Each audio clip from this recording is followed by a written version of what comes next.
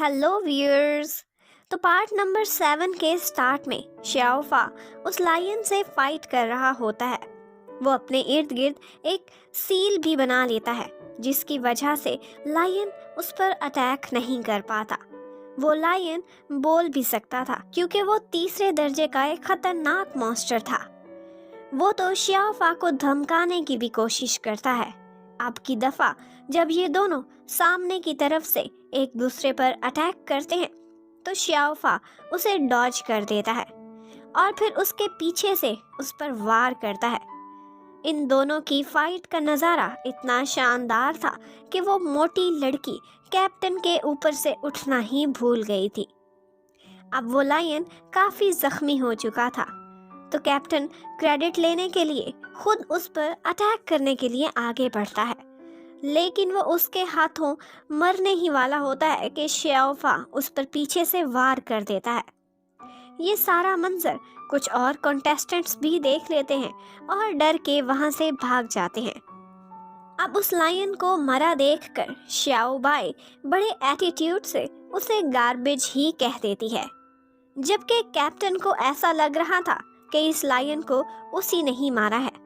इतने में श्याओफा उस मोटी लड़की को प्रोटेक्शन के लिए एक फ्लावर देने लगता है तो वो समझती है कि श्याओफा मुझे लाइक करता है और कहती है कि मैं तुम में इंटरेस्टेड नहीं हूँ, मुझे कैप्टन ज़्यादा पसंद है। लेकिन चेन चैंग को उस फ्लावर की वैल्यू का पता था तो वो फ्लावर ले लेता है और खुद ही उस मोटी लड़की को दे देता है क्योंकि वो सबसे ज़्यादा वीक कंटेस्टेंट थी और इस फ्लावर के यूज से उसकी स्ट्रेंथ बढ़ सकती थी। अब हमें दूसरी तरफ यूटियान को दिखाते हैं जो कि बहुत सारे मॉन्स्टर्स का शिकार कर चुका था। इसी वजह से उसे लगता था कि अब वही ये चैंपियनशिप जीत जाएगा, जबकि श्याओफा को अभी भी कुछ और मॉन्स्टर्स का शिकार करने का इंतज़ार था। ये सुनकर श्याओ बाई उसे एक और मौका देने का फैसला करती है और उन पर एक साथ बहुत सारे मॉन्स्टर्स अटैक करने के लिए आगे बढ़ते हैं। ये देखकर वो मोटी लड़की अपने पार्टनर्स से कहती है कि तुम लोग परेशान ना होना, मैं उस फ्लावर के यूज़ की वजह से अब बहुत पावरफुल हो चुकी हूँ तो तुम लोगों की रक्षा करूँगी। यहाँ पर श्याओफा जबकि अकेला ही उनका मुकाबला करने का फैसला करता है और बाकी पार्टनर्स को मेन हॉल में पहुँचने को कह देता है।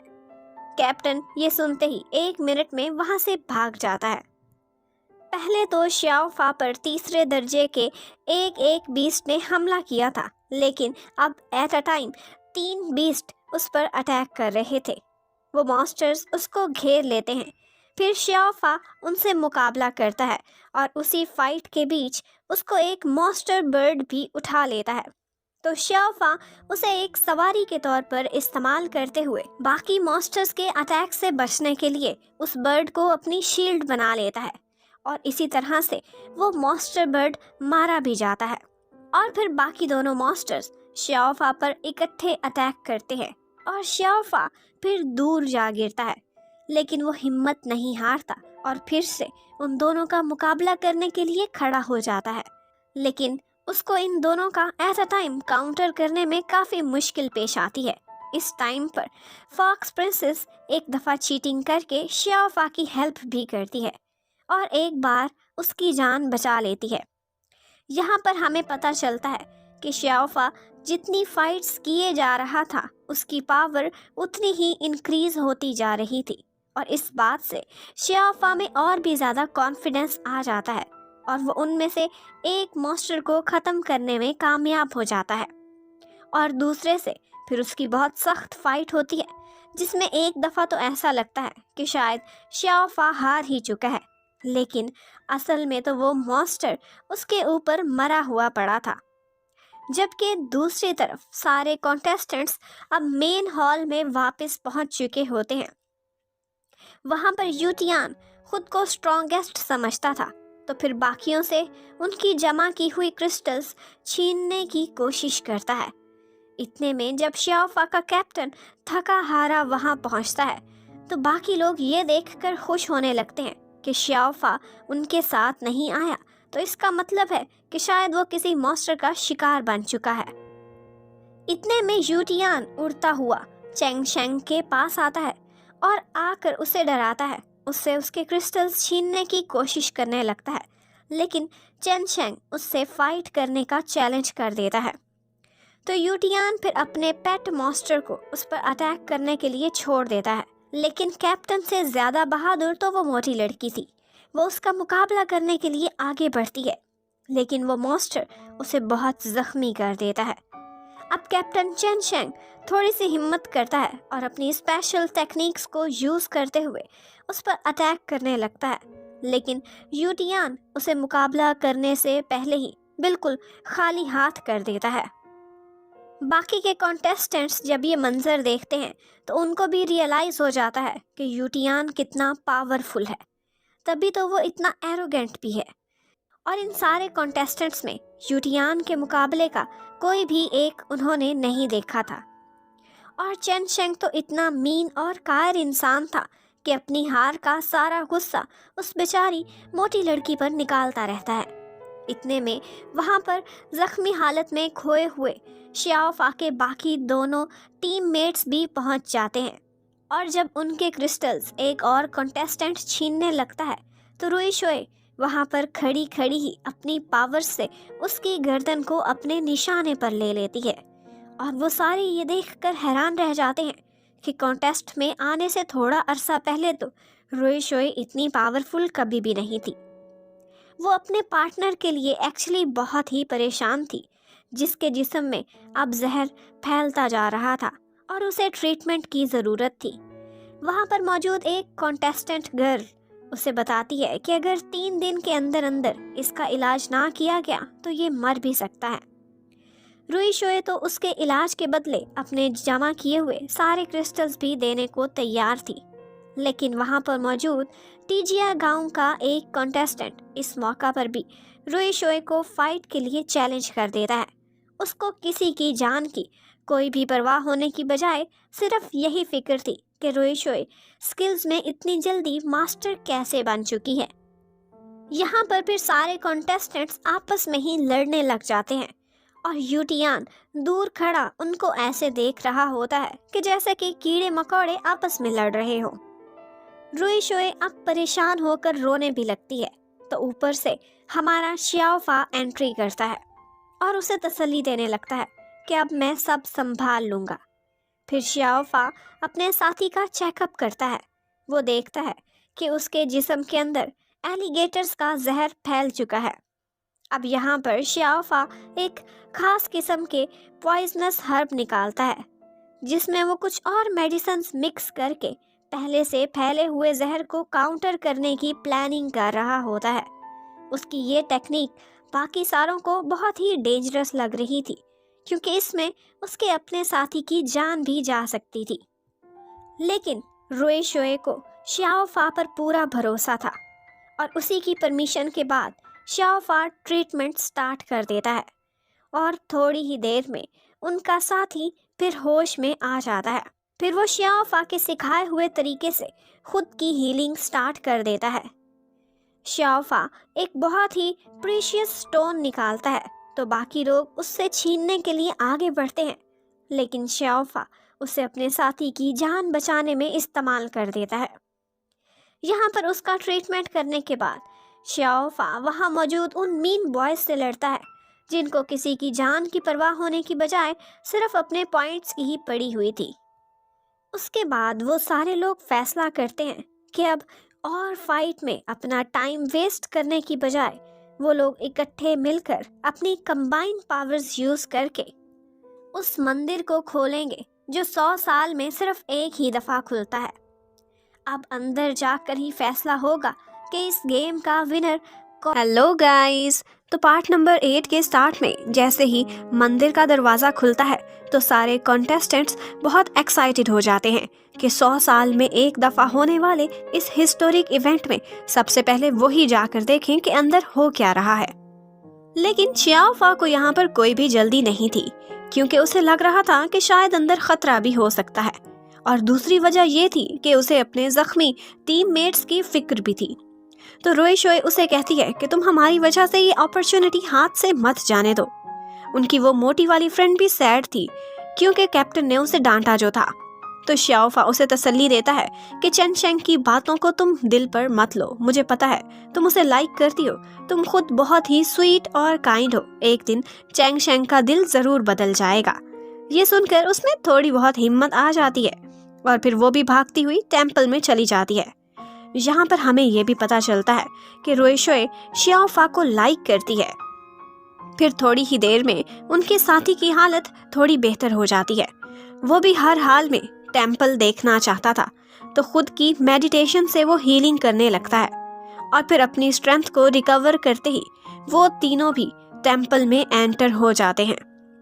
वहाँ स्टेप इन करते ही वो लोग अलग अलग हो जाते हैं। यहाँ पर श्याओफा फील करता है कि एक बहुत ही स्ट्रॉन्ग टाइप का ऑरा है। इतने में वहाँ पर आवाज़ आती है कि अब 3 लेवल्स क्लियर करने के बाद कॉन्टेस्टेंट को रिवार्ड में स्पेशल सुपर पावर मिलेगी। इतने में वहाँ पर बहुत सारे मॉन्स्टर्स श्याओफा को घेर लेते हैं। पहले तो उसे ऐसे लगता है कि जैसे ये इल्यूजन है, लेकिन जब वो एक पंजा खाता है तो उसे पता चल जाता है कि ये तो रियलिटी ही है। अब श्याओफा को फाइट करना होगा। सारे मॉन्स्टर्स एक साथ ही उस पर अटैक कर देते हैं। उसी टाइम पर श्याओ बाई भी अंदर आने की कोशिश करती है तो एक मैजिकल वॉल से टकराकर दूर जा गिरती है और सोचने लगती है कि आखिर दुनिया में ऐसी कौन सी जगह है जहाँ फॉक्स प्रिंसेस को आने की भी इजाज़त नहीं है। जबकि अंदर श्याओफा जैसे मॉन्स्टर्स को ख़त्म कर रहा था, वैसे वैसे उसकी पावर्स में भी इजाफा होता जा रहा था। तो श्याओफा हाई रैंक हासिल करने के लिए फिर और भी जोश से मॉन्स्टर्स का मुकाबला करने लगता है। श्याओफा का टारगेट होता है कि उसने ब्लड रेनबो पावर को अचीव करना है, लेकिन उन मॉन्स्टर्स को ख़त्म करके श्याओफा के पॉइंट्स बहुत ही आहिस्ता आहिस्ता इंक्रीज हो रहे थे। उन सारे मॉन्स्टर्स को एक एक करके ख़त्म करने के बाद उसका एक लेवल अब इंक्रीज हो जाता है। फिर उसका सामना एक गोल्डन लायन मॉन्स्टर से होता है, जो अब तक का सबसे पावरफुल मॉन्स्टर था। श्याओफा उसके गिर्द अपनी विंड पावर को यूज़ करते हुए हर एंगल से ऐसे अटैक करता है कि वो तो कंफ्यूज ही होके रह जाता है। लेकिन वो उसके सामने था तो एक कमज़ोर इंसान ही, और उससे आराम से मार भी खा बैठता है। फिर वो लायन अपनी पावर्स को यूज़ करते हुए श्याओफा पर अटैक करने के लिए आगे बढ़ता है। तो अब श्याओफा की बुरी परफॉर्मेंस की वजह से उसकी पावर्स कम होने लगती हैं। वो आहिस्ता आहिस्ता पॉइंट्स लूज करना स्टार्ट कर देता है। तो यहाँ पर मुकाबला बहुत ही सख्त हो जाता है।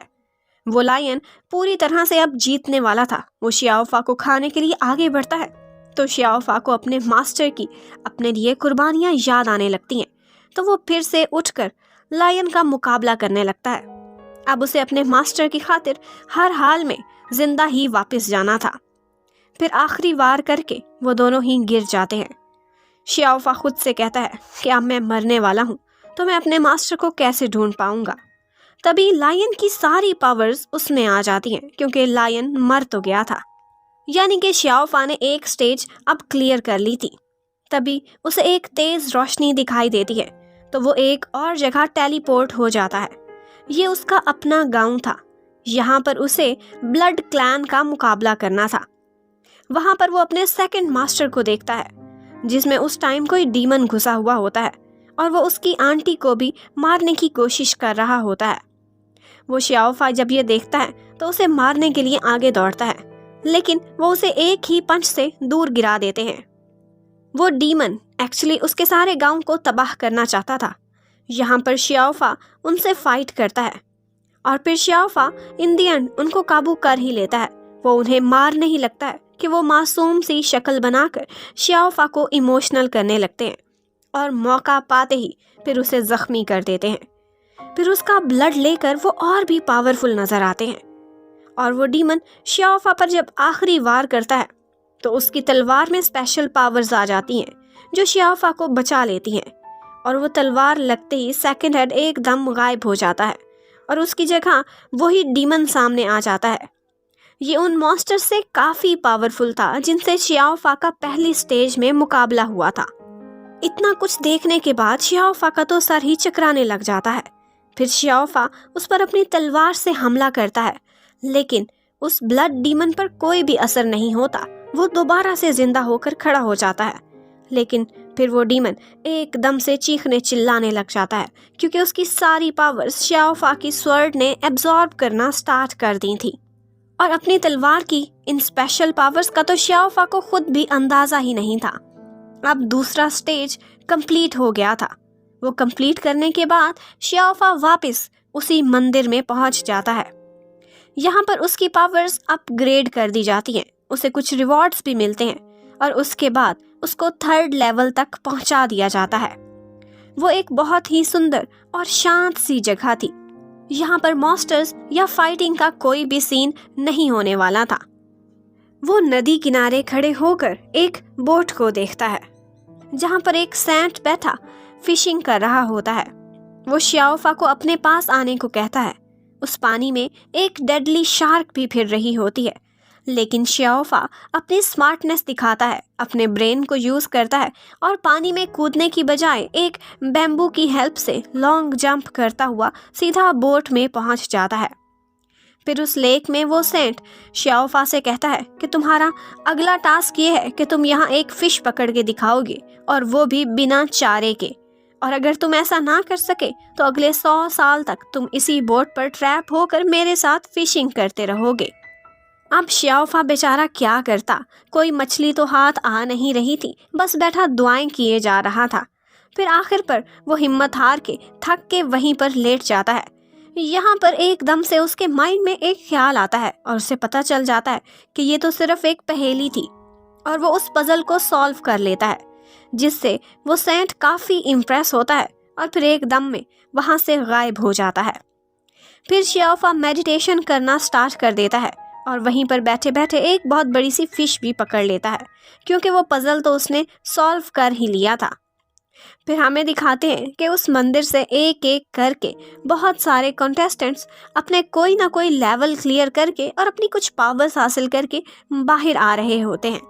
वो सारे ही काफ़ी खुश नज़र आ रहे थे क्योंकि उनकी पावर्स जो बढ़ गई थी। मज़े की बात यह है कि वहाँ पर लॉन्ग टाओ विलेज के 5 में से 4 कंटेस्टेंट्स अपनी पावर बढ़ा के जिंदा वापस आ चुके थे, लेकिन अभी तक श्याओफा बाहर नहीं निकला था। इस पर सारे हैरान थे और यहीं पर ही पार्ट नंबर 8 खत्म हो जाता है। Thank you for watching, stay connected, फिर मिलते हैं, bye bye. Hello guys, part number 9 के स्टार्ट में हम देखते हैं कि जो कॉन्टेस्टेंट्स अब बाहर आ चुके थे वो आपस में बहस करने लगते हैं और उनमें से एक लॉन्ग टाओ विलेज के लोगों को चैलेंज कर देता है। तो कैप्टन के ऑर्डर्स पर वो मोटी लड़की उनसे लड़ने के लिए आगे बढ़ती है, लेकिन वो लोग तब डिस्ट्रैक्ट हो जाते हैं जब जुई टोंग बाहर आती है। उसने व्हील ऑफ लाइफ 3रा लेवल भी अचीव कर लिया था और ब्लड रेनबो पावर भी। अभी वो सारे लोग इस शॉक में से बाहर निकले भी नहीं थे कि यूटियान भी बाहर आ जाता है। उसने अब तक की सबसे ज़्यादा पावर्स गेन की थी। वो सबसे उनकी क्रिस्टल्स छीन कर फिर चैंपियन बनना चाहता था। जुई टोंग उसे रोकती है तो उसे फाइट का चैलेंज भी करती है। वो बहुत नखरे से कह देता है कि तुम्हें तो मैं अपनी पत्नी बनाना चाहता हूँ, इसलिए तुमसे फाइट क्या करूँ। फिर वो उड़ता है और लाइट की सी स्पीड से सारे कॉन्टेस्टेंट से उनके क्रिस्टल्स छीनने लगता है। उसकी इतनी तेज स्पीड देखकर सारे लोग उससे डर जाते हैं।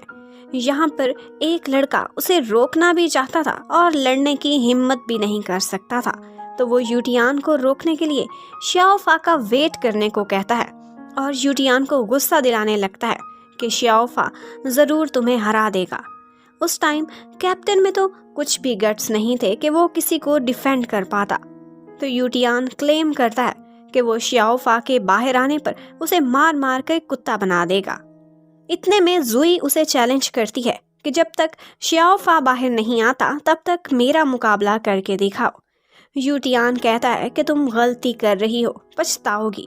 और फिर उन दोनों के बीच फाइट स्टार्ट हो जाती है।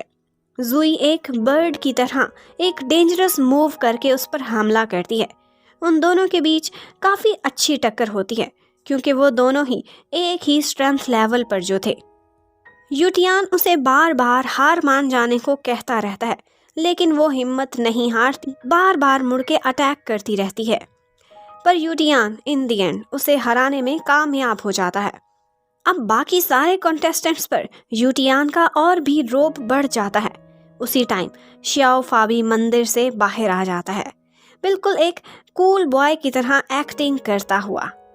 यहाँ यूटियान आगे से उसे दो ऑप्शंस देता है कि या तो अपनी सारी क्रिस्टल्स मुझे दे दो या फिर मुझसे फाइट करो।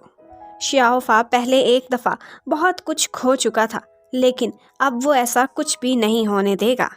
यहाँ पर सारे लोग मजाक उड़ाने लगते हैं कि श्याओफा का यूटियान से क्या मुकाबला, लेकिन जुई तो श्याओफा पर ट्रस्ट रखती थी। इस टाइम पर श्याओफा को सपोर्ट करने के लिए उसके टीममेट्स भी उसके साथ जाकर खड़े हो जाते हैं, जिस पर यूटियान बड़ी बड़ी बातें करता है कि मैं तुम पांचों को एट अ टाइम आराम से हरा सकता हूँ। लेकिन फिर श्याओफा अकेला ही फाइट करने के लिए आगे निकल जाता है कि ये मेरे अकेले की जंग है। फिर श्याओफा फौरन से यूटियान पर अटैक कर देता है और बार बार उसके फेस पर अटैक करके उसकी बहुत इंसल्ट करता है। अब यूटियान काफ़ी गुस्से में आ जाता है और डिफरेंट स्टाइल्स से श्याओफा पर अटैक करने लगता है। यूटियान को इस बात का बहुत प्राउड था कि वो स्ट्रेंथ में और व्हील ऑफ लाइफ में श्याओफा से एक लेवल ऊपर ही है, लेकिन श्याओफा बहुत महारत से उसके सारे अटैक्स को डिफेंड कर जाता है। उनके बीच मुकाबला बहुत सख्त होता है क्योंकि अब दोनों की इज्जत का सवाल था। और फिर उसी अटैक के बीच यूटियान श्याओफा का हथियार भी तोड़ देता है। अब सारों को फिक्र होने लगती है कि श्याओफा आराम से हार जाएगा, लेकिन उसी टाइम वहाँ पर बहुत ही तेज़ लाइट्स निकलने लगती हैं। तो सारे लोग ये देखकर हैरान रह जाते हैं कि श्याओफा ने व्हील ऑफ लाइफ की तीसरी स्टेज भी अचीव कर ली है। फिर अब की दफ़ा यूटियान जैसे ही श्याओफा पर अटैक करता है तो वो अपनी वाइस पावर से उसे दूर जा गिराता है। यूटियान हैरान था कि ऐसी पावर्स तो बहुत बड़े बड़े मास्टर्स में भी मुश्किल से ही नज़र आई हैं। तो अब फाइट करते हुए श्याओफा में एक डिफरेंट टाइप का अटायर नज़र आता है। इतने में श्याओफा यूटियान को जख्मी करके मंदिर की छत से नीचे गिरा देता है। तो अपनी इतनी इंसल्ट देखकर यूटियान अपने पेट मॉन्स्टर को श्याओफा से लड़ने के लिए भेज देता है, जो कि रूल्स के खिलाफ था। अब यूटियान चीटिंग करने पर उतर आया था। अब सारे सोचते हैं कि श्याओफा की पेट तो एक छोटी सी क्यूट सी फॉक्स है, वो क्या इस मॉन्स्टर के खिलाफ श्याओफा का साथ दे पाएगी। बहुत सारे कंटेस्टेंट्स तो श्याओ बाई को लड़ते जाता देखकर हंसने लग जाते हैं। लेकिन फिर हम देखते हैं कि यूटियान जब अपने पेट पर बैठकर श्याओफा पर अटैक करने के लिए आगे बढ़ रहा होता है तो श्याओ बाई रास्ते में आकर उस मॉन्स्टर को अपनी पावर से डरा कर रोक देती है और यूटियान मुंह के बल एकदम नीचे गिर जाता है। उसके बाद श्याओ बाई बहुत मज़े से उस मॉन्स्टर पर बैठकर अपनी विक्ट्री डिक्लेयर करती है, लेकिन यूटियान ने अभी तक हार नहीं मानी थी। अगर वो हार जाता तो उसके कबीले की इज्जत भी खत्म हो जाती। उसी टाइम उसका चौथा व्हील ऑफ लाइफ भी एक्टिव हो जाता है। अब उसे यकीन था कि वो श्याओफा को हराने में कामयाब हो जाएगा। फिर वो दोनों अपनी सारी पावर्स को यूज़ करते हुए एक दूसरे से टकरा जाते हैं। फिर उस टाइम पे बहुत ज़्यादा लाइट एमिट होती है, जिसकी वजह से किसी को कुछ भी दिखाई नहीं देता। जो वीक कॉन्टेस्टेंट्स थे वो तो डर के मारे वैसे ही वहाँ से भागना स्टार्ट कर देते हैं। फिर आहिस्ता आहिस्ता उन लोगों को नज़र आने लगता है कि यूटियान श्याओफा के आगे सरेंडर कर चुका है, लेकिन जाते जाते वो कहता है कि मैं एक दिन अपना बदला लेने के लिए ज़रूर आऊँगा। अब सारे कॉन्टेस्टेंट्स श्याओफा को नंबर 1 प्लेयर मानकर वहाँ से चले जाते हैं। फिर श्याओफा जुई से कुछ स्पेशल मेडिसिन्स मांगने की रिक्वेस्ट करता है, क्योंकि उसका गांव मेडिकल फील्ड में बहुत ही फेमस था। जुई उसे वो मेडिसिन्स दे देती है। इतनी बड़ी फाइट की तो श्याओफा ने थी, लेकिन कैप्टन अपना रोब डालने लगता है कि मेरी लीडरशिप की वजह से ये पॉसिबल हुआ है कि हमारी टीम जीत गई है। इस बात पर श्याओ बाई को इतना गुस्सा आता है कि वो अपने पंजों से उस पर अटैक कर देती है और उसकी डस्टिंग करना स्टार्ट कर देती है। फिर वो लोग फैसला करते हैं कि वापस जाने से पहले इस मंदिर से और भी बहुत सी पावर्स लेने की कोशिश करते हैं, क्योंकि ये मौका 100 साल में एक ही दफ़ा आता है। फिर वो लोग मंदिर की तरफ बढ़ जाते हैं और यहीं पर ही पार्ट नंबर 9 ख़त्म हो जाता है। Thank you for watching. फिर मिलते हैं। Bye bye. Hello viewers. तो पार्ट नंबर 10 जब स्टार्ट होता है तो श्याओफा मंदिर की तरफ बढ़ता है।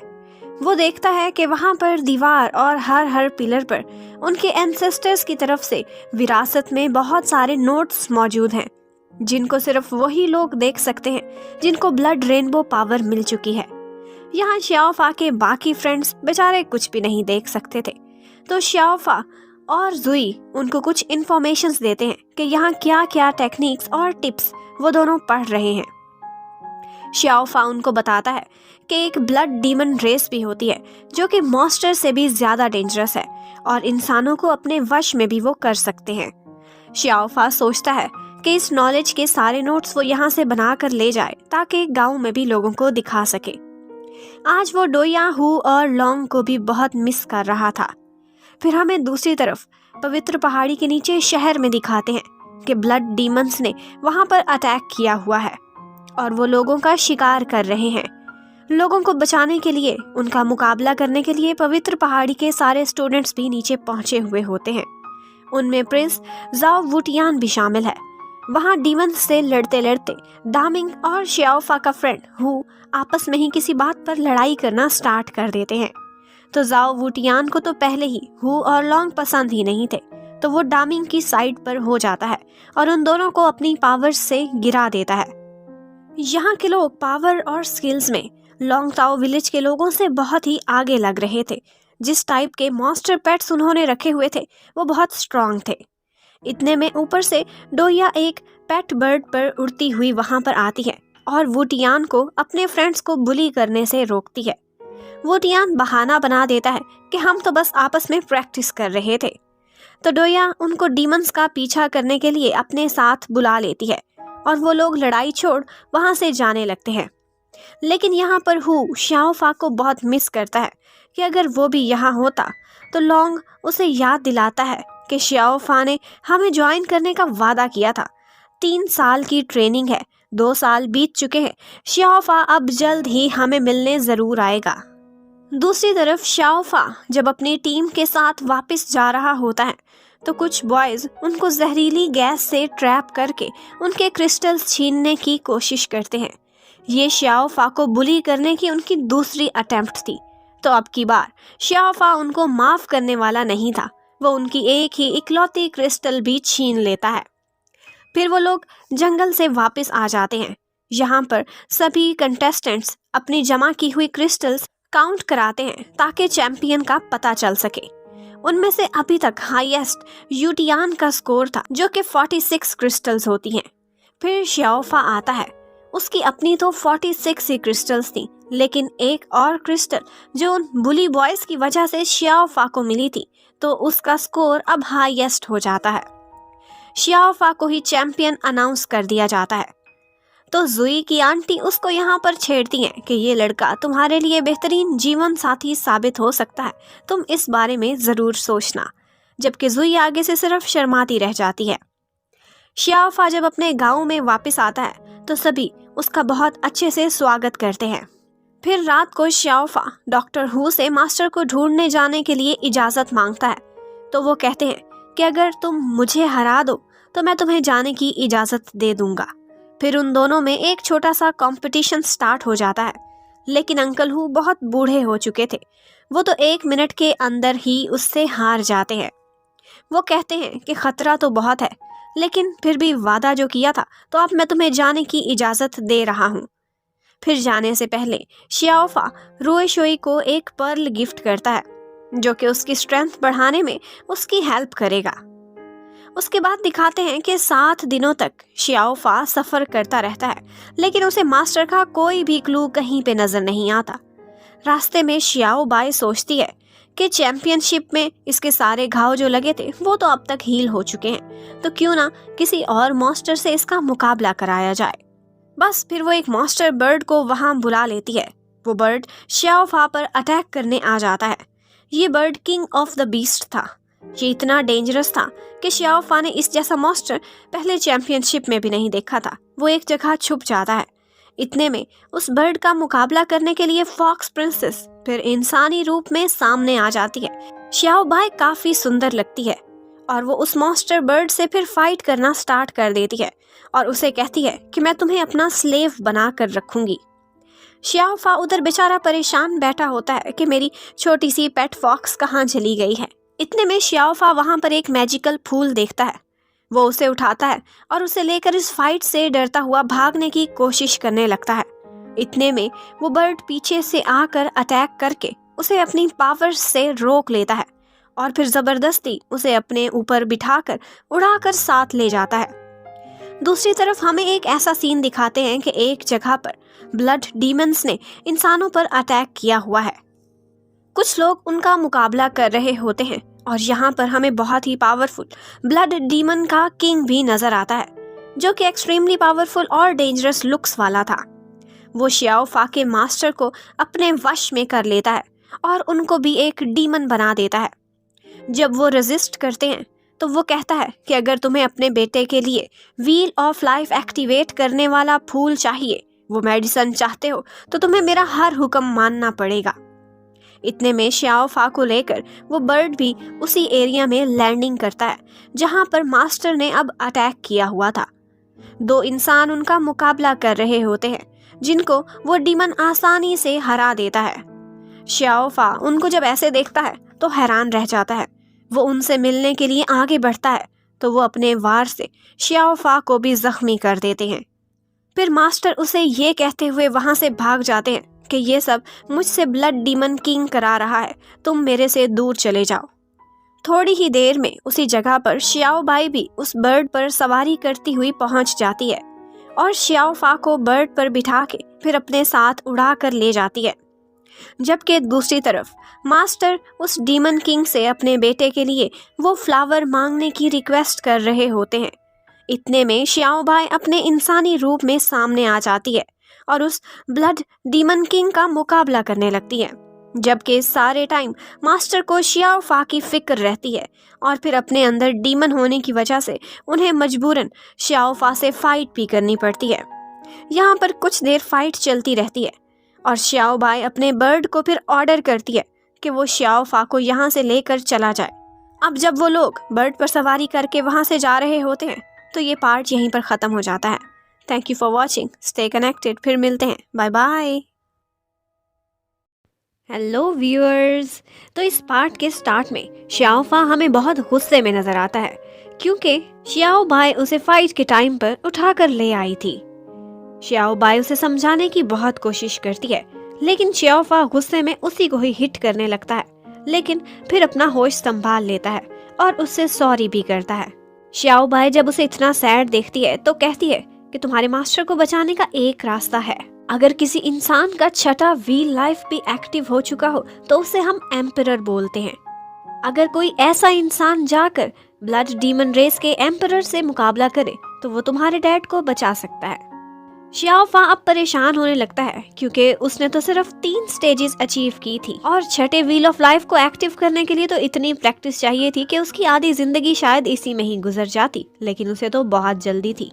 तो यहाँ पर उसे पवित्र पहाड़ी का ख्याल आता है कि वहाँ बहुत बड़े बड़े मार्शल आर्टिस्ट हैं, शायद उनमें से कोई एम्परर लेवल का हो, यानी कि छठा व्हील एक्टिव किया हो।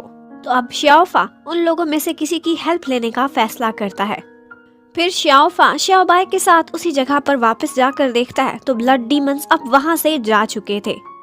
यहाँ श्याओफा फॉक्स प्रिंसेस से कहता है कि देखो, तुम भी एक बीस्ट ही हो। बीस्ट से इंसानों की तो लड़ाई रहती है, लेकिन मुझे बीस्ट से इतनी नफरत नहीं। मैं चाहता हूँ कि इंसान और बीस्ट मिलकर पीसफुल जिंदगी गुजारे, लेकिन ब्लड डीमन रेस से मुझे सख्त नफरत है। इनको मैं हमेशा के लिए मिटा देना चाहता हूँ। दूसरी तरफ हमें दिखाते हैं कि एक छोटे से शहर की राजकुमारी है जो अपने एक सिपाही के साथ सफर पर गई हुई है। वो लोग रास्ता भूल जाते हैं और अब मॉन्स्टर्स के बीच में बुरी तरह से फंस चुके होते हैं। श्याओफा ऊपर से जाते हुए उनको देख लेता है और उनकी हेल्प करने का फैसला करता है। वो उनको अपने गांव साथ ले जाने की ऑफर करता है कि वहां पर कुछ लोग आपको आपके गांव का रास्ता दिखाने में मदद कर सकते हैं। फिर श्याओफा उनको अपने गांव ले आता है। फिर गांव के कुछ सीनियर्स मिल बैठकर डिस्कशन करते हैं कि अभी तो मॉन्स्टर्स से जान छूटी ही थी कि अब ब्लड डीमन रेस वाले भी हमारे एरिया में आना स्टार्ट हो गए हैं। वो लोग इस इशू पर और भी गांव के लोगों को इकट्ठा करके कंबाइंड एफर्ट करने का फैसला करते हैं। यहाँ पर श्याओफा डॉक्टर हु से शेयर करता है कि उसने उस मंदिर में कुछ ऐसी टेक्निक्स के बारे में पढ़ा था जो कि ब्लड डीमंस को हराने में उसकी हेल्प कर सकती है। फिर वो डॉक्टर हु से इजाज़त भी लेता है कि क्या मैं पवित्र पहाड़ी पर जाकर किसी छठे wheel of life active emperor को ढूंढ लूं ताकि वो मास्टर को बचाने में उसकी हेल्प कर सके, और साथ ही साथ वो डोया और अपने फ्रेंड्स को भी मिलने जा सकता है। डॉक्टर हु उसे जाने की इजाज़त दे देते हैं। फिर गांव में से कुछ लोग पवित्र पहाड़ी की तरफ जाने में शाओफा के साथ चलने लगते हैं। वो राजकुमारी भी उनके साथ होती है क्योंकि उसका शहर भी पवित्र पहाड़ी के बिल्कुल करीब ही था। फिर हमें उसी राजकुमारी के राजा डैड को दिखाते हैं जो कि उस टाइम पर ज़ू वुटियान का थैंक्स कर रहे होते हैं क्योंकि उनके शहर पर ब्लड डीमंस ने हमला कर दिया था और इन लोगों ने उनको भगाने में सबकी हेल्प की थी। यहाँ पर हमें दिखाते हैं कि पवित्र पहाड़ी के स्टूडेंट्स में ज़ाओ वुटियान ही अब तक का बेस्ट है और वो उनकी टीम का कैप्टन भी है। डोया और वुटियान की अक्सर बनती नहीं है और किसी न किसी बात पर उनका डिफरेंस ऑफ ओपिनियन चलता ही रहता है। यहाँ पर वो राजा वुटियान से थोड़ी फेवर भी मांगता है कि जब मेरी बेटी मुड़कर आएगी सफर से वापस तो प्लीज उसे पवित्र पहाड़ी पर मार्शल आर्ट स्कूल में एडमिशन भी दिला दे। ज़ाओ वुटियान बहुत नखरे से कहता है कि अगर वो लड़की मेरी लॉयल गार्ड बन सकती है तो मैं उसे जरूर एडमिशन दिला दूंगा। उधर शाओफा अपने फ्रेंड्स के साथ उसी सफर पर जब रवाना होता है तो रास्ते में उस छोटी सी राजकुमारी की बातों से ऐसे लगता था कि वो शाओफा को लाइक करने लगी है। ये बात फॉक्स प्रिंसेस शाओ भाई जब शाओफा से कहती है तो वो थोड़ा शर्मा के कहता है कि उससे ज्यादा प्रिटी तो तुम हो। तो यहाँ शाओ भाई उसे ओपनली कह देती है कि अगर मार्शल आर्ट में तुम्हारी स्ट्रेंथ और भी बढ़ जाए तो फिर मैं तुम्हारे बारे में कुछ सोच सकती हूँ। लेकिन जब शाओफा कहता है कि छोड़ो मैं इंसान हूँ और तुम जानवर, ये सुनकर शाओ भाई को गुस्सा आता है और वो उसे एक थप्पड़ दे मारती है। फिर वो लोग जैसे ही उस राजकुमारी के वुइशी शहर पहुँचते हैं तो वो वहां पर देखते हैं कि डीमंस ने अटैक किया हुआ है। बहुत सी जगहों पर लाशों के ढेर लगे पड़े हैं। इतने में कुछ ब्लड डीमंस सामने निकलकर उन लोगों पर अटैक करने लगते हैं तो शाओफा का एक अंकल आगे बढ़कर उनका मुकाबला करना शुरू कर देता है, लेकिन वो उससे खत्म क्या होते, वो और भी स्ट्रांग होते जाते हैं और इतने में उनका एक ब्लड गार्डियन भी सामने आ जाता है और वो अपने सोल्जर्स को भेजकर उन सारों को खत्म करने का ऑर्डर कर देता है। यहाँ पर अब शाओफा उनका मुकाबला करने के लिए आगे बढ़ता है। यहाँ पर शाओफा की वो स्टोन स्वर्ड वो उसके बहुत काम आती है, जिस तरह से चैंपियनशिप के बीच मंदिर में भी उसने ब्लड डीमंस की पावर को खत्म कर दिया था। वो अपनी मैजिकल स्वर्ड को यूज करते एक एक करके बहुत से ब्लड डीमंस को खत्म कर देता है।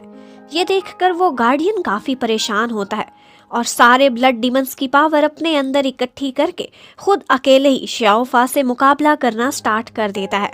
उन दोनों के बीच कुछ देर तक फाइट होती रहती है, लेकिन उस ब्लड गार्डियन की स्ट्रेंथ इतनी ज्यादा थी कि शाओफा को मुकाबला करने में बहुत मुश्किल होती है। लेकिन शाओफा हिम्मत नहीं हारता और ब्लड गार्डियन की हर मूव का डिफेंस आसानी से कर लेता है। इतने में वहां पर मास्टर जैन भी पहुंच जाते हैं और वो कहते हैं कि शाओफा की पावर तो बहुत बढ़ती जा रही है, बहुत अच्छा होगा कि ये भी हमारी तरह से एक ब्लड डीमन ही बन जाए। ये सुनकर शाओफा फिर से फाइट करने आगे बढ़ता है तो ऊपर से अपने बैट बर्ड पर सवारी करती डोया भी वहां पहुंच जाती है। शाओफा उसे 2 साल बाद मिल रहा था। वो उसे देखकर खुश हो जाता है। वो दोनों वहीं पर खड़े होते के नीचे पवित्र पहाड़ी के बहुत सारे स्टूडेंट्स भी वहां पहुंच जाते हैं और ये देखकर ब्लड डीमंस वहां से एक दफा तो भाग जाते हैं। शाओफा कहता है कि मैं मास्टर जैन को बचाने के लिए आप लोगों की मदद की तलाश में आया हूँ। तो ये सुनकर वहाँ ज़ाओ वुटियान बहुत नखरे से कहता है जो इंसान ब्लड डीमंस ने वश में कर दिया है उसको मार ही देना चाहिए, उसको बचाने का कोई फायदा नहीं, वो अब एक डीमन है। उसकी जब ये बात हु और लॉन्ग सुनते हैं तो उनको गुस्सा आ जाता है और वो वुटियान से बदतमीजी स्टार्ट कर देते हैं और वुटियान को तो वो दोनों वैसे ही अच्छे नहीं लगते थे। वो उन दोनों को मार के नीचे गिरा देता है। तो यहाँ पर शाओफा को उनके बताने पर पता चलता है कि ज़ाओ वुटियान वहाँ का स्ट्रॉन्गेस्ट स्टूडेंट है, लेकिन शाओफा उसे कहता है कि तुमने हम लोगों की बहुत इंसल्ट की है, तुम्हें माफी मांगनी चाहिए। ये सुनकर वुटियान की जगह डामिंग आगे आता है और शाओफा को कहता है कि ये प्रिंस है, तुम उससे ऐसे बदतमीजी से बात नहीं कर सकते। अभी के अभी इससे झुककर माफी मांगो वरना मैं तुम्हें खत्म कर दूंगा। तो यहाँ पर डोया शाओफा के आगे आ जाती है और कहती है कि कोई भी इसको हाथ नहीं लगाएगा। तो वुटियान कहता है कि डोया की खातिर मैं इसे छोड़ तो देता, लेकिन मामला बहुत सेंसिटिव है, इसने गुस्ताखी की है। और वो डामिंग को ऑर्डर करता है कि इसको जेल में डाल दो। लेकिन श्याओफा बहुत आराम से डामिंग के अटैक को डॉज करता है और उसको एक पंच दे मारता है। और इस बात पर डामिंग को काफी गुस्सा आता है और श्याओफा और डामिंग के बीच एक फाइट स्टार्ट हो जाती है और यहीं पर ही पार्ट खत्म हो जाता है। Thank you for watching, stay connected, bye bye. Hello viewers, तो पार्ट नंबर 12 के स्टार्ट में डामिंग श्याओफा से फाइट कर रहा होता है, जिससे डामिंग को अंदाजा हो जाता है कि श्याओफा की स्ट्रेंथ अब वापस आ चुकी है। तो डामिंग फिर उस पर अपनी बेस्ट मूव से अटैक करता है, जिसको श्याओफा डिफेंड नहीं कर पाता। इस टाइम पर जाओ वुटियान लॉन्ग और हु को श्याओफा की हेल्प करने से फ्रीज कर देता है। अब डामिंग श्याओफा के सामने बहुत बड़ी बड़ी बातें करता है कि तुम तो कुएं के मेंढक हो, तुम्हें क्या पता बाहर की दुनिया में कितनी स्ट्रेंथ है। आगे से श्याओफा फिर अपने कुछ बेस्ट मूव्स उसे करके दिखाता है, तो डामिंग को तो पता ही नहीं चलता और वो बहुत ही बुरी तरह से हार जाता है। उसके बाद श्याओफा जाओ वुटियान की तरफ आता है और फिर उसे अपने हार्श वर्ड्स यूज करने पर अपोलोजाइज करने को कहता है। तो वुटियान उसे चैलेंज कर देता है कि अगर तुम मेरे अटैक को डिफेंड कर सको तो मैं जरूर तुमसे माफी मांगूंगा। लेकिन श्याओफा अब अपनी पूरी कोशिश करने के बाद भी उसका अटैक नहीं रोक पाता और गिर जाता है। उसके जाने के बाद फिर श्याओफा सोचता है कि एक दिन मैं इसे जरूर माफी मांगने पर मजबूर कर दूंगा। उसके बाद श्याओफा 2 साल बाद अपने फ्रेंड्स से मिलता है। फिर वो अपने पुराने दिनों को याद भी करते हैं और यहाँ पर हु और लॉन्ग उसे बताते हैं कि जाओ वुटियान डोया को लाइक करता है और इसी वजह से उनकी वुटियान से हर वक्त लड़ाई ही रहती है, क्योंकि वो डोया को तो दिल से अपनी भाभी मानते थे। डोया ये सुनकर शर्मा जाती है। ऊपर से रुए शोए भी आते हुए उनकी ये सारी बातें सुन लेती है और थोड़ा सा सैड नजर आती है, क्योंकि उसका श्याओफा पर क्रश जो था। वहां से जाते जाते हमें श्याओ बाई भी नजर आती है, जो आते ही हु को पत्थर मार के तंग करने लगती है और इसी बात पर हु उसके पीछे पीछे भागने लगता है और अब श्याओफा और डोया अकेले रह जाते हैं और वो लोग मास्टर जैन को बचाने के लिए कोई तरीके सोचने लगते हैं। दूसरी तरफ हमें दिखाते हैं कि मास्टर जैन अब ब्लड डीमन के एम्परर के तौर पर काम कर रहे हैं और वो एक जगह पर एंटर होने की कोशिश करते हैं, लेकिन वहां पर एक फेंस बनी होती है जिसे वो एंटर नहीं कर पाते। ब्लड डीमन एम्परर उस वक्त जैन की बॉडी में था और वो प्लान कर रहा होता है कि वो किसी दिन इंसान और ब्लड डीमंस का एक ऐसा मिक्स्ड क्रिएचर बनाएगा जिसके बाद वो सारी दुनिया पर हुक्मरानी कर सकेगा। उधर डोया श्याओफा और उसके फ्रेंड्स को ठहराने के लिए एक जगह पर लेकर जाती है। पवित्र पहाड़ी के स्टूडेंट्स बाकी सारों को बताते हैं कि अगर उनको भी यहाँ एडमिशन मिल जाए तो उनकी स्किल्स को इम्प्रूव होने में कितने चांसेस हैं और यहाँ पर दुनिया के ग्रेटेस्ट मास्टर्स उनको टीचर के तौर पर मिलेंगे और उनके लिए कितनी अपॉर्चुनिटीज हो सकती हैं। यहाँ हमें ये भी पता चलता है कि पवित्र पहाड़ी पर आजकल एक कंपटीशन होने वाला है और श्याओफा भी इस कंपटीशन में पार्टिसिपेट करने का फैसला करता है, जिसके बाद उनको वहाँ के मार्शल आर्ट स्कूल में एडमिशन मिल सकता है। यहाँ पर डोया फील करती है कि जैसे रोए शोए श्याओफा को लाइक करती है। फिर रात को जब बॉयज सारे सो रहे होते हैं तो डोया और रोए शोए आपस में कुछ गर्ल्स टॉक करती हैं और उन दोनों को ऐसा ही लगता था कि जैसे श्याओफा उनको अपनी सिस्टर समझता है और वो कंफ्यूज होती हैं कि आखिर वो किसको अपना जीवन साथी चुनेगा। उसके बाद हम ये देखते हैं कि 3 हाई प्रोफाइल पर्सनैलिटीज किसी शाही विरासत के बारे में डिस्कशन कर रहे होते हैं कि उसे कैसे अनलॉक करना है और आपस में डिस्ट्रीब्यूशन किस तरह करनी है। इतने में वहाँ ऊपर से जाओ वुटियान भी आ जाता है और उसके बाद वो क्या मशवरा देता है ये हमें अभी नहीं बताया जाता। फिर अगले दिन पवित्र पहाड़ी पर नए स्टूडेंट्स के एडमिशन के लिए टेस्ट लेने का कंपटीशन होता है। जो सबसे ज्यादा मॉन्स्टर्स और डीमंस को मारेगा वही वहां का विनर होगा और पवित्र पहाड़ी का नया स्टूडेंट भी। यहाँ पर हु श्याओफा को कहता है कि अगर तुम यहाँ के स्टूडेंट बन जाओ तो तुम्हें भी हमारी तरह बहुत बड़े बड़े से पेट्स मिलेंगे और इस नन्ही सी बदतमीज सी फॉक्स से तुम्हारी जान छूट जाएगी। उसी कंपटीशन के टाइम पर डीमन एम्परर प्लानिंग कर रहा होता है कि जैसे ही वो इंसान उस शाही इनहेरिटेंस को खोलेंगे तभी हम उन पर हमला करके उनसे सारा कुछ छीन लेंगे। ह्यूमन लीडर्स को भी उनकी प्लानिंग का काफी हद तक अंदाजा था। यहाँ पर फिर डीमन एम्परर अपने असली रूप में उनके सामने आ जाता है और डीमंस की इंसानों से फाइट स्टार्ट हो जाती है। जबकि दूसरी तरफ हमें स्टूडेंट्स को दिखाते हैं कि उन्हें कंपटीशन में वही शाही इनहेरिटेंस की साइट ढूंढने का टास्क भी मिलता है। जंगल में जब सारे फ्रेंड्स इकट्ठे होते हैं तो हु फिर से श्याओ बाई का मजाक उड़ाता है, तो अब की बार वो बर्दाश्त नहीं करती और अपने पंजों से उस पर अटैक करके वहां से भाग जाती है। अब हु के ब्यूटीफुल फेस पर बहुत सारे स्क्रैचेस पड़ चुके थे, लेकिन जब यहाँ पर श्याओ बाई कुछ रेयर सी हर्ब्स ढूंढ कर बाहर लाती है तो हु को उसकी वैल्यू का अंदाज़ा हो जाता है और फिर वो बहुत पछताता है कि उससे रिलेशन ख़राब मुझे नहीं करने चाहिए थे। फिर वहीं पर खड़े खड़े उनको पता चलता है कि बहुत से रैट मॉन्स्टर्स उन पर अटैक करने लगे हैं। वो लोग अपनी टीम वर्क की स्ट्रेटजी बनाने लगते हैं। इससे पहले कि वो लोग उन पॉइजनस रैट्स से मुकाबला करते, उससे पहले ही वहाँ पर ब्लड डीमंस भी पहुँच जाते हैं। उनमें से कुछ लोग उन जहरीले रैट्स का मुकाबला करने लगते हैं, जबकि डोया एक ब्लड डीमन से फाइट स्टार्ट कर देती है। वो उसे एक बार ख़त्म करने में कामयाब हो जाती है तो वो हमेशा की तरह दोबारा से जिंदा हो जाता है। यहाँ पर श्याओफा अपनी स्टोन स्वर्ड का यूज़ करते हुए उसे हमेशा के लिए ख़त्म कर देता है। अब हमें जंगल में एक दूसरा ग्रुप दिखाते हैं जो कि जाओ वुटियान और उसके साथियों का होता है। वो लोग भी उस टाइम पर जहरीले चूहों की आर्मी के बीच फंसे हुए होते हैं और फिर वो प्लान करने लगते हैं कि इन्हीं माइस के ब्लड को किसी तरह से यूज करके वो ब्लड डीमंस को अट्रैक्ट करें और फिर उनका शिकार करके उनको खत्म कर दें। उसी कंपटीशन में भाग लेते हुए हमें एक तीसरा ग्रुप भी दिखाते हैं जो उसी छोटे से गांव की राजकुमारी का होता है। उसके साथ चेंग मेंग और मोटी लड़की भी थे। सफर के बीच उनका भी सामना एक मॉन्स्टर से हो जाता है और चेंग शेंग उस राजकुमारी को इम्प्रेस करने के लिए उस मॉन्स्टर से मुकाबला करने के लिए आगे बढ़ता है। वो समझता था कि ये पहले दर्जे का मॉन्स्टर है, लेकिन वो तीसरे दर्जे का एक खतरनाक बियर था। चेंग शेंग उससे क्या मुकाबला करता, वो तो उससे मार खा के नीचे गिर जाता है।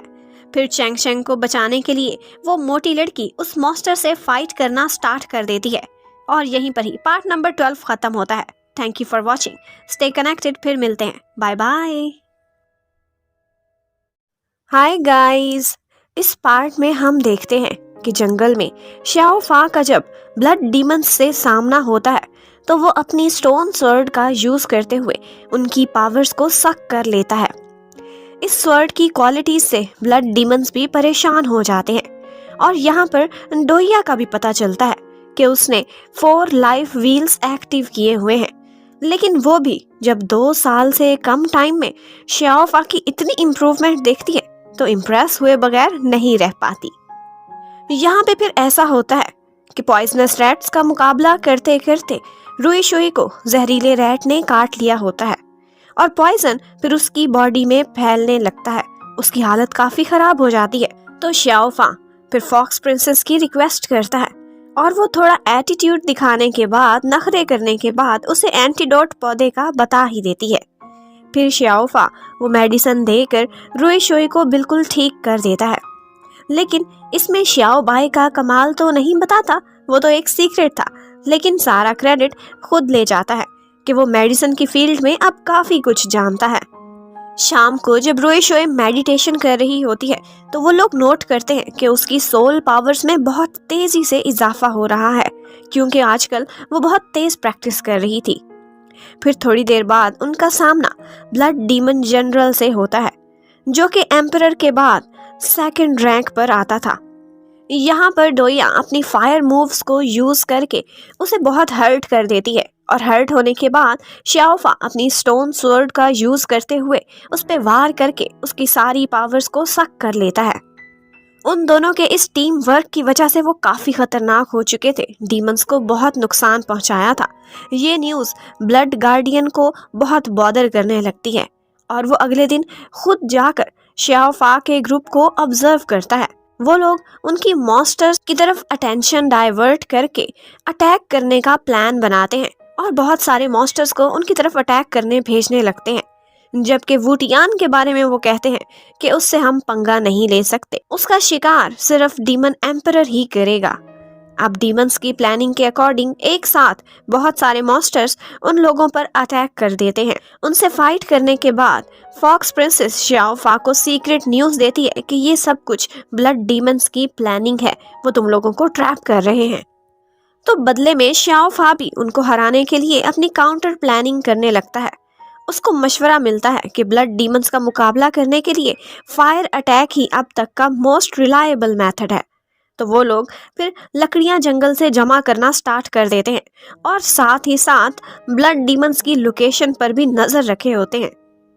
फिर वो सारे लोग एक अच्छी टीम की तरह मिलकर डीमंस को घेर लेते हैं और उनको कंट्रोल्ड फायर में ट्रैप कर देते हैं। जब तक उन डीमंस को कुछ भी समझ आती है, वो हर तरफ से घेरे जा चुके थे और फिर वो लोग वहां पर फंसे हुए बहुत से ब्लड डीमंस का भी शिकार कर लेते हैं।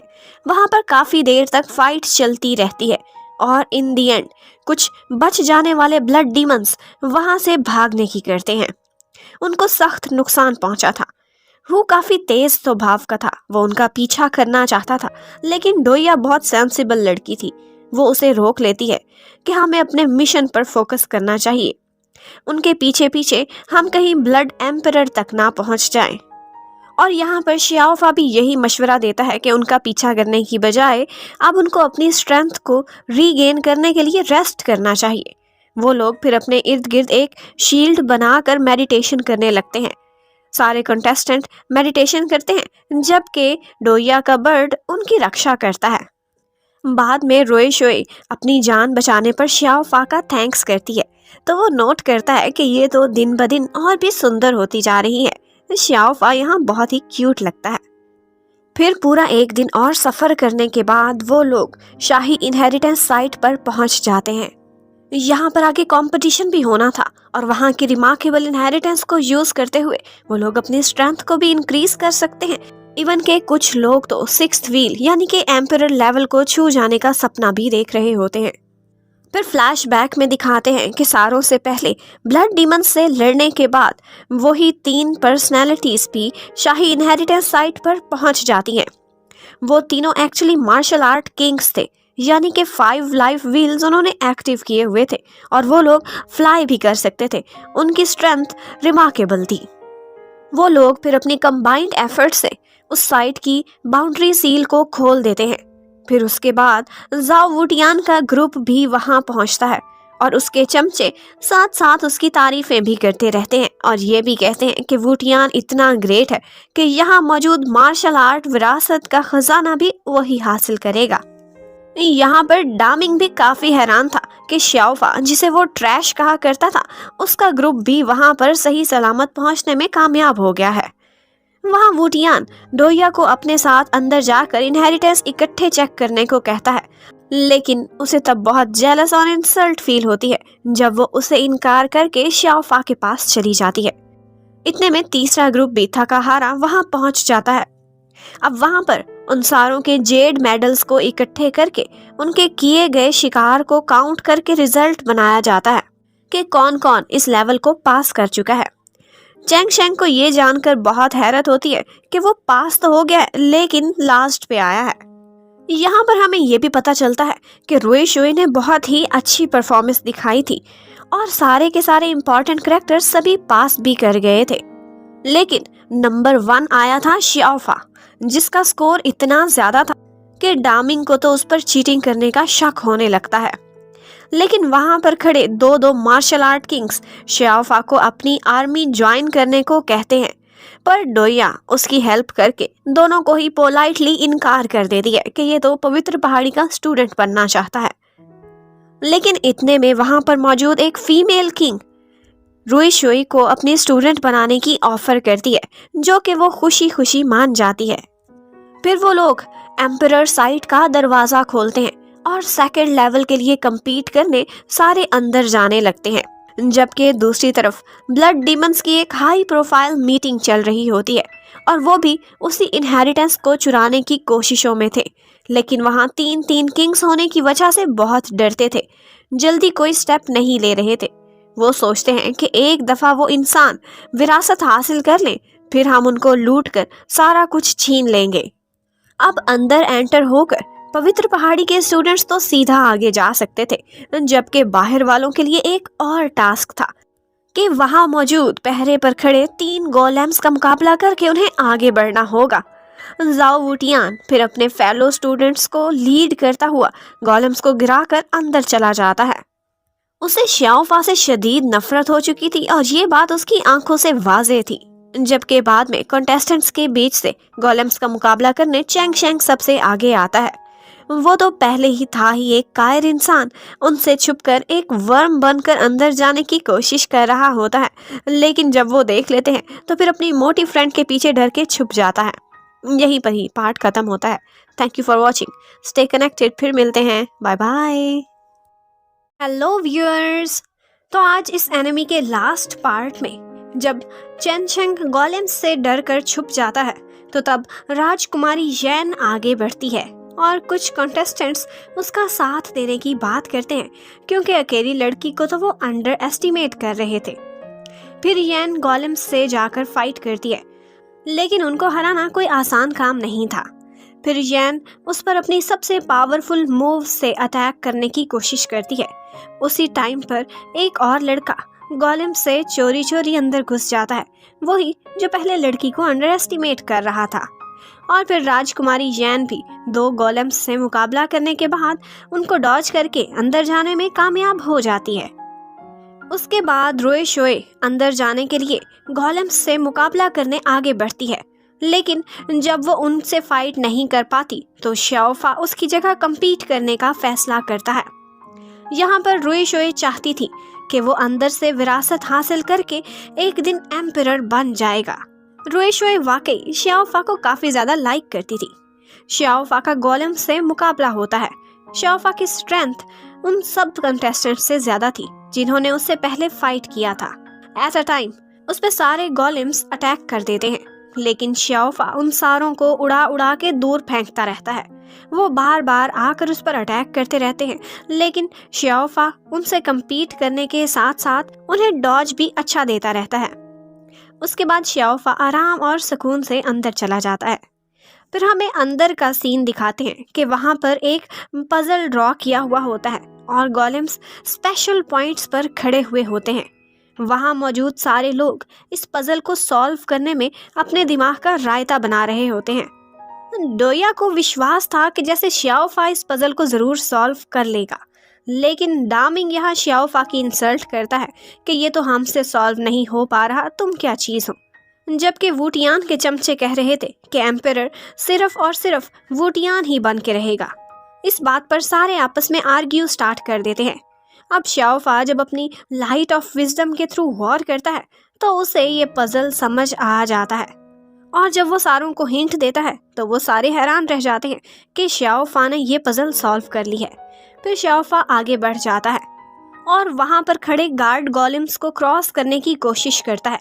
यहाँ पर वो अपनी विंड पावर का यूज़ करता रहता है और उस पजल पर अपने फुटस्टेप्स सही तरीके से रखते हुए आगे बढ़ता रहता है। यहाँ पर गोलेम्स से उनका मुकाबला विंड प्रेशर का हो रहा था, जिसको श्याओफा के अलावा और कोई भी अच्छे से पास नहीं कर पा रहा था। फिर श्याओफा इसी तरह से केयरफुली चलता हुआ किंग लेवल गोलेम के करीब पहुँच जाता है। ये गोलेम बाकी सारों को बाहर निकलने का ऑर्डर कर देता है और श्याओफा को प्रिंस ऑफ विंड का नाम देता है। बेशक श्याओफा के फ्रेंड्स वहाँ से निकाले जा चुके थे, लेकिन वो उसके कामयाब होने पर बहुत ही खुश नजर आ रहे थे। जैसे ही श्याओफा ने वो पजल सॉल्व कर ली थी, उसी मौका पर ब्लड डीमंस भी अंदर घुसना स्टार्ट कर देते हैं। फिर इससे अगले हॉल का सीन दिखाते हैं जहां पर वुटियान और बाकी 3 मार्शल आर्ट किंग्स मौजूद थे। वो एम्परर के स्टैचू के सामने खड़े हुए थे, जिसके अंदर ह्यूमन एम्परर की आत्मा कैद थी। वो आत्मा वुटियान को वहां आया देखकर बिल्कुल भी खुश नहीं लग रही थी, क्योंकि प्रिंस ने आते ही अपने नखरे ह्यूमन एम्परर को भी दिखाना स्टार्ट कर दिए थे, जो कि उसकी नेचर का हिस्सा थे। फिर भी वुटियान अपनी तारीफें कर करके अब उनसे रिक्वेस्ट करता है कि उनके साथ मौजूद मार्शल आर्ट्स का खजाना वुटियान के हवाले कर दिया जाए। यहाँ पर हम देखते हैं कि एक्चुअली विरासत में वो हथियार होते हैं जिनको स्टार्ट में फर्स्ट एपिसोड में 4 गार्डियंस ने अपनी पावर को सेक्रीफाइस करके बनाया था। इतने में वहाँ ब्लड डीमंस भी एंटर हो जाते हैं और ह्यूमन एम्परर उसका मुकाबला करना स्टार्ट कर देता है। श्याओफा पर जब एक ब्लड डीमन हमला करता है तो तब एम्परर उसकी जान बचा लेता है। यहाँ पर बड़े बड़े ब्लड डीमंस आए हुए थे और वो अपने साथ एक मंकी किंग को भी लेकर आए थे। उनकी ये लड़ाई छोटे छोटे स्टूडेंट्स के बस से बाहर किंग और एम्परर के लेवल तक पहुंच चुकी थी। यहाँ पर फिर ह्यूमन एम्परर और डीमन एम्परर का आमना सामना होता है, जबकि उसी टाइम पर वुटियान को सिर्फ उन पावर वेपन्स की फिक्र थी कि बाकी सारे जिए या मरे, बस वो वेपन्स उस तक पहुंच जाएं। फिर इतने में एम्परर की आत्मा हथियार छोड़ के गायब हो जाती है और फिर यहाँ पर एकदम अंधाधुंध रेसलिंग टाइप स्टार्ट हो जाती है, जिसमें डीमंस, ह्यूमन किंग और एम्परर के हथियार भी शामिल होते हैं। इतने में बाहर से बहुत से छोटे छोटे डीमंस और मॉन्स्टर्स भी आ जाते हैं और बाहर स्टूडेंट्स के साथ भी एक फाइट स्टार्ट हो जाती है। और इस सारी लड़ाई भड़ाई के बीच में ही श्याओफा के अंदर कोई पावर एंटर होती है और वो एक मिस्टीरियस सी जगह पर टेलीपोर्ट हो जाता है, जहाँ पे वो देखता है कि एम्परर जिंदा है और वो कुछ पावर्स हासिल कर रहा है। और वहाँ से वापस आने पर फिर उस एम्परर की आत्मा श्याओफा के अंदर कुछ पावर्स ट्रांसफ़र कर देती है, जबकि उसी टाइम पर अंदर मेन हॉल में भी लड़ाई चल रही थी और बाहर भी कुछ स्टूडेंट्स मॉन्स्टर्स को रोकने की कोशिशों में लगे हुए थे। इसी के बीच मास्टर जैन वुटियान पर एक दफ़ा अटैक करता है, तो जवाब में वुटियान उस पर जिस पावर का यूज़ करता है वो सिर्फ और सिर्फ ह्यूमन गार्डियंस की स्पेशलिटी थी। इस बात से हर कोई हैरान रह जाता है कि शायद वुटियान ही वो इंसान है जिसे गार्डियंस ने अपना सक्सेसर चुना है। इतने में एक किंग जैन को मारने की कोशिश करता है, तो उसी टाइम पर श्याओफा ये सब नहीं देख पाता और उनको बचा लेता है। और इसी मौका पर सारी की सारी ह्यूमन पावर्स श्याओफा के खिलाफ हो जाती हैं और उसे डीमंस का साथी कंसीडर करने लगते हैं। और इसी मौका पर गोलेम्स श्याओफा की साइड पर हो जाते हैं, क्योंकि वो तो उसे सन ऑफ विंड पावर मानते थे। अब वुटियान ने साफ साफ श्याओफा को कत्ल करने का ऑर्डर दे दिया था, लेकिन उसके पास एम्परर की दी हुई पावर्स की वजह से अब मार्शल आर्ट किंग भी उसका मुकाबला नहीं कर पा रहे थे। वो श्याओफा पर बार बार अपनी लाइटनिंग पावर का यूज़ करते हैं, लेकिन श्याओफा इस सब से बचने की कोशिश में लगा रहता है। लेकिन एक दफ़ा वो बेचारा काफ़ी ज़ख्मी हो जाता है और फिर वहीं पे पड़ा पड़ा बेहोश हो जाता है। वुटियान के साथी उसे मारने ही लगते हैं कि वहाँ पर श्याओ बाई का पेट बर्ड आ जाता है और फॉक्स प्रिंसेस भी। गोलेम्स फिर किंग को डिस्ट्रैक्ट करते हैं और इस मौके से फ़ायदा उठाकर श्याओ बाई और वो बर्ड अपनी एनॉर्मस स्पीड में श्याओफा की जान बचाकर उसे उड़ाकर वहाँ से ले जाते हैं। अब डीमंस भी वहाँ से भाग चुके थे और वुटियान श्याओफा को मारने में कामयाब नहीं हुआ था, तो वो शपथ खाता है कि मैं किसी और दिन श्याओफा से बदला ज़रूर लूँगा।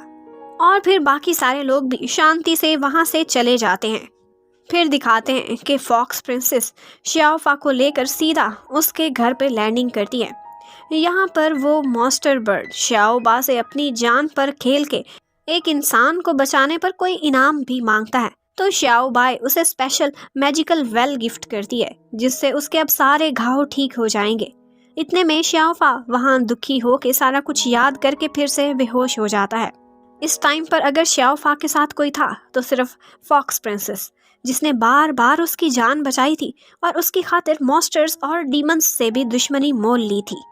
फिर अगले दिन जब श्याओफा उठता है तो वो श्याओबाई के उस मैजिकल पानी की वजह से अब रिकवर कर चुका था। अब वो सोचता है कि चाहे जो भी हो जाए उसे अपने डैड मास्टर जैन को बचाना ही होगा।